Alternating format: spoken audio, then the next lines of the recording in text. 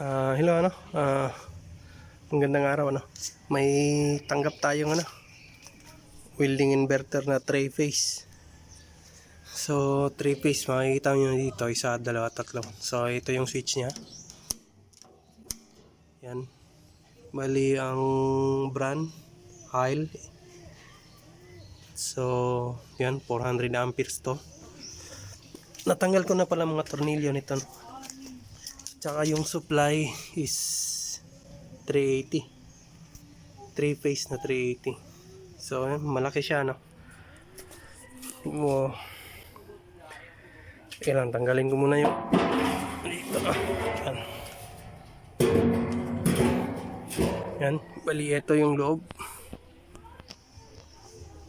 Daming transistor Tapos dalawang pares. Isa dito, tsaka isa dito.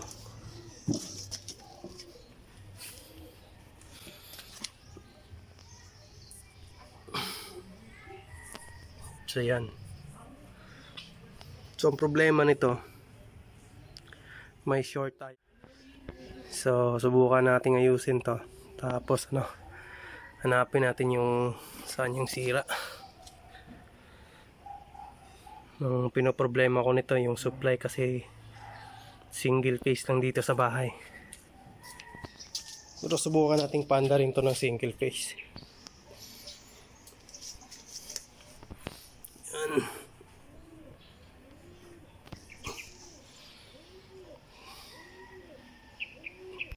Bali ginawan ko na ng paraan para umandar to ng 220, kaso may problema ng konti Pakita ko yung problema. So yan, nakatapping na tayo ng temporary. Yan. Single phase lang ginamit muna natin pero 3 phase to Ang problema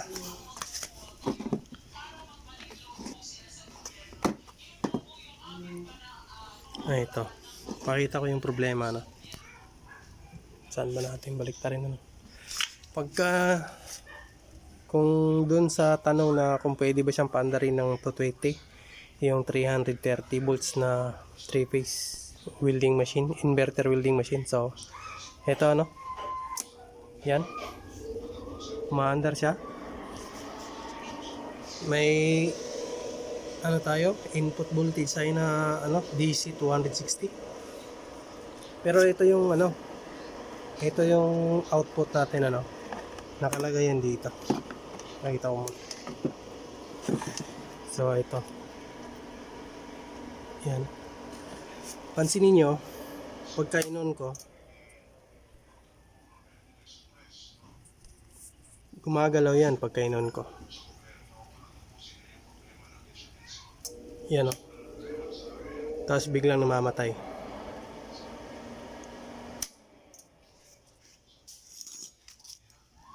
Pagka winelding ko naman, nawi-welding siya, kaso nga lang namamatay din. Ganito yung tsura.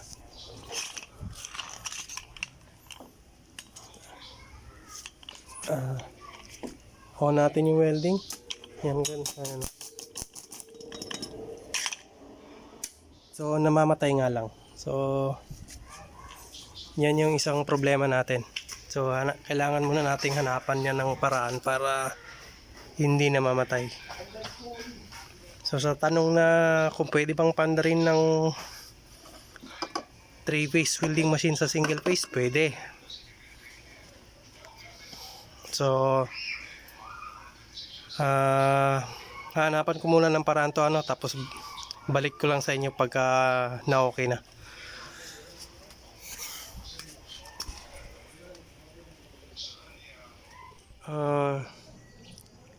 Bali try na natin to i-testing yung natin, gawa nating welding inverter na Heil yung brand Heil o Hilo.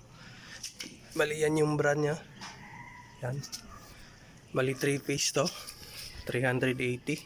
So gumawa lang tayo ng paraan ng single phase bali ito yun. So ngayon pwede na natin tong matesting lang ng panandalian ng single phase kasi yung power nito pagka 220 kasi ginamit natin, mababa masyado, na hindi siya magiging 100% full power ng welding machine So dun sa tanong na ulit na pwede bang paandarin yung 380 sa single phase na 220, pwede kailangan lang may gawin kayo dun sa power supply mismo. So ito na siya, yan. So nakasaksak na yan, single phase. So try nating i-on yan.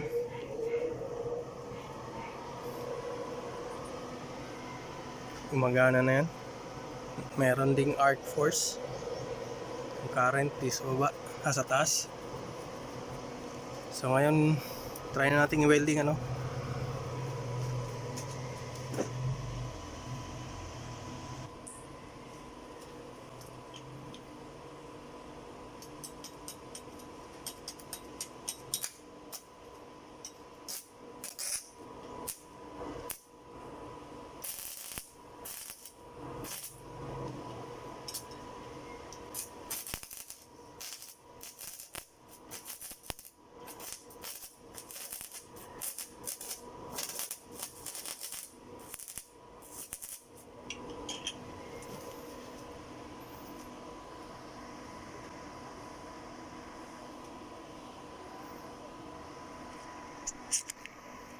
So bali medyo mahina lang talaga kasi kulang tayo ng power ng kuryente. Single phase lang kasi ginamit natin. Malaki kasi yung pinagkaiba, kaya medyo patay-patay yung welding, pero at least hindi na katulad ng una na nawawala yung spark.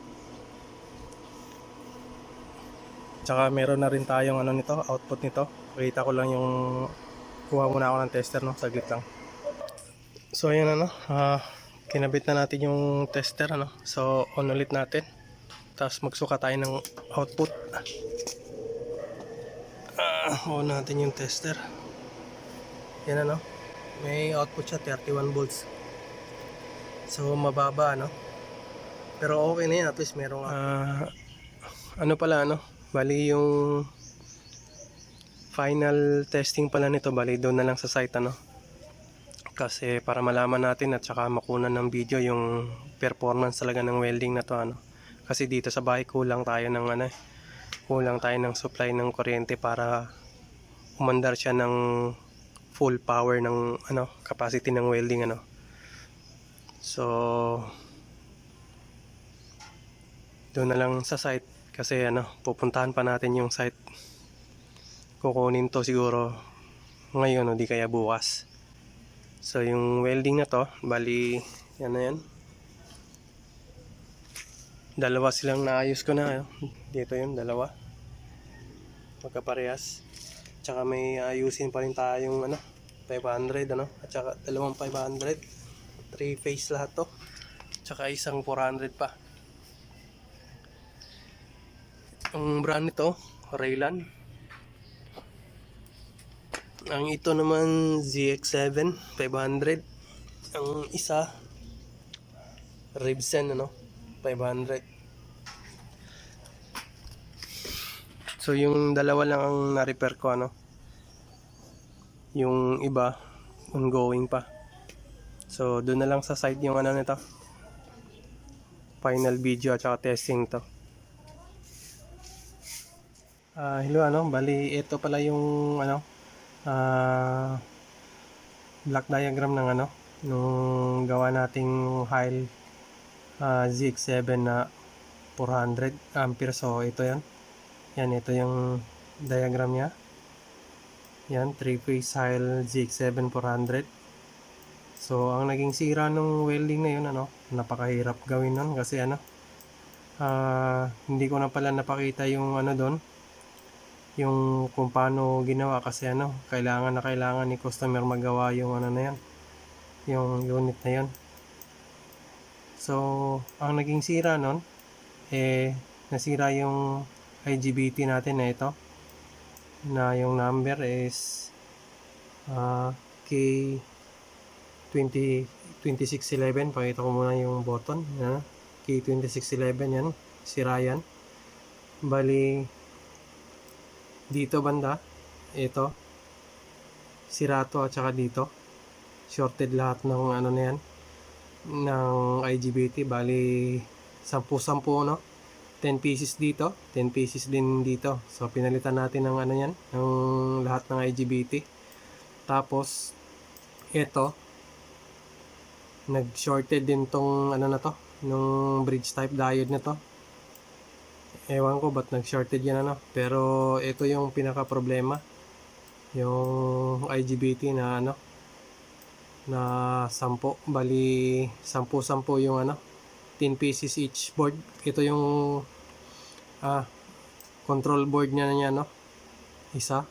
Tapos ito rin isa.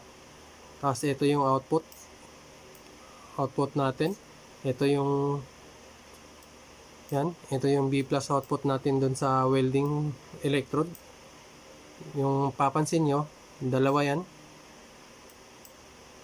magkasama yung output natin na ano, B+, yung sa welding na ano, tapos yung ground din, yan, magkasama din.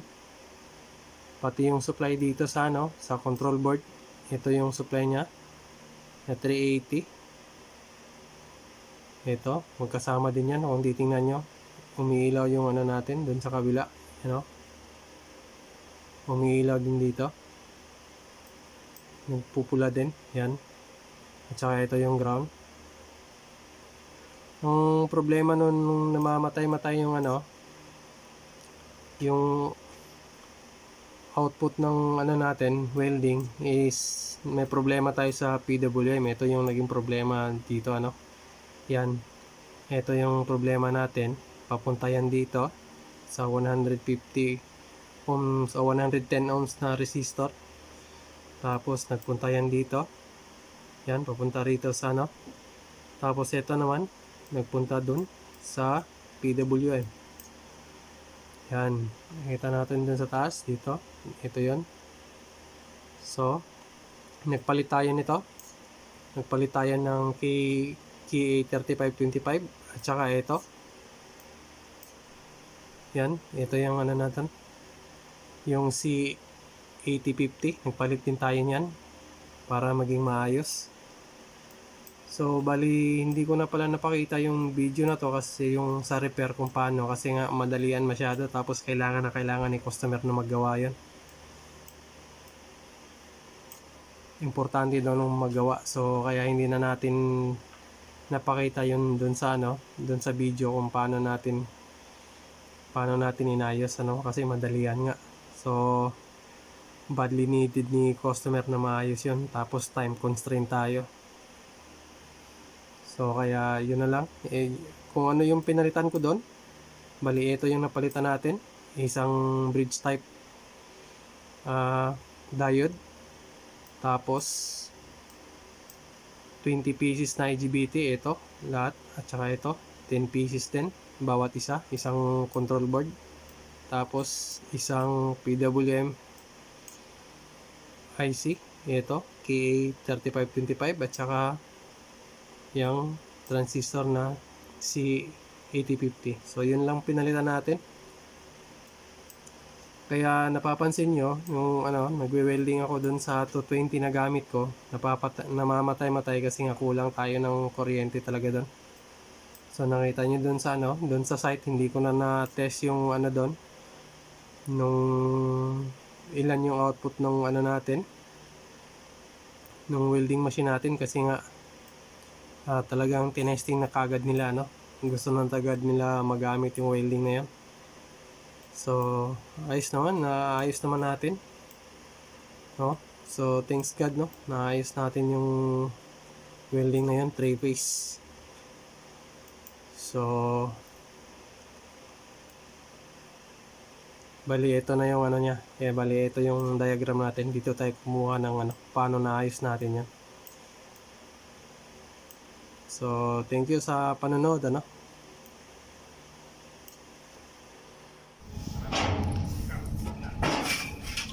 Wala nang ginagawa.